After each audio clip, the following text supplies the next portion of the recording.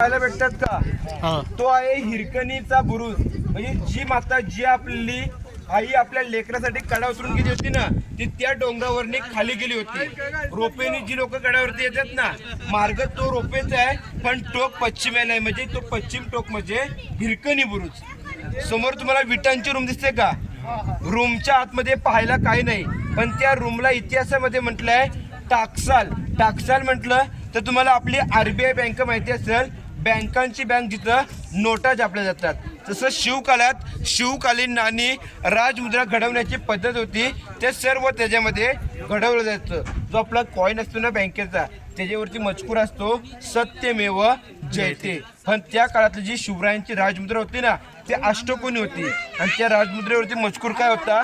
प्रतीप चंद्रलेखे वरदे विष्णू वंदिता शहा सुनो शिवशाहीच्या मुद्रा भद्राय राजते.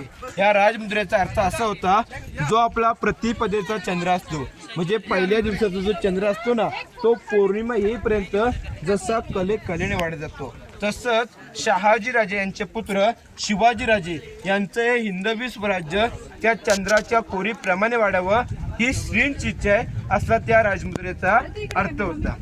समोर तुम्हाला दगडी इमारतीचं का डिझाईन टाईप. महाराजांच्या काळात 7 मजली होती. विजय स्तंभ येतो.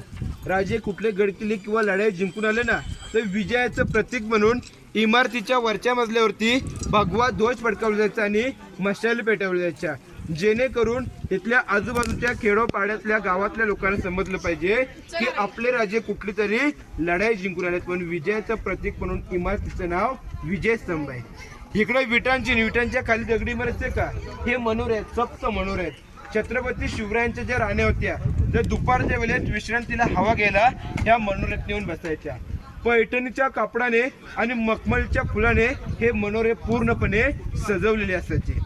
वरच्या बाजूला तुम्हाला कमानी टाईप दगडी इमारत का समोरची, महाराजांच्या काळात 5 मजली होती. त्याला इतिहासामध्ये सज्जा म्हटलंय. सज्जा म्हटलं तर आपलं घर असतं, त्या घराला एक मागची बाजू किंवा पुढची बाजू असते ना, बाल्कनी, गॅलरी आवागेला. तशी शिवरायांची ती 5 मजली बाल्कनी होती. राजे दुपारच्या वेळेत विश्रांतीला इमारतीच्या 5व्या मजल्यावरती जायचे आणि 5व्या मजल्यावरनी विश्रांती घेत घेत आजूबाजूच्या परिसराची टेहळणी पाहणी करायची. हा तुम्हाला इथला आयताकृती चौकोन पाहायला भेटतो ना, याला म्हटलंय गुप्त खलबतखाना, चेंबर फॉर सेक्रेट डिस्कशन. याचे प्रमुख होते बहिरूपी बहिर्जी नाईक. कुठल्याही राज्यात जाऊन ते वेषांतर करण्यात पटत होते आणि तिथल्या बातम्यावरून ते महाराजांना ह्याच्या आतमध्ये यायचे. ह्याच्या आतमध्ये एक सेक्रेट रूम आहे, जसं आपलं तलगर असतं ना, तशी खाली अंडरग्राऊंड सेक्रेट रूम आहे, जिथं गुप्त चर्चा केली जायची. जसं की आपण मराठीत म्हणतो ना, ह्या कानाचं बोललेलं ह्या कानाला समजा नको, अशी गुप्त चर्चा त्याच्यामध्ये केली जायची. या आता आपण महाराजांचा राजवाडा पाहूया.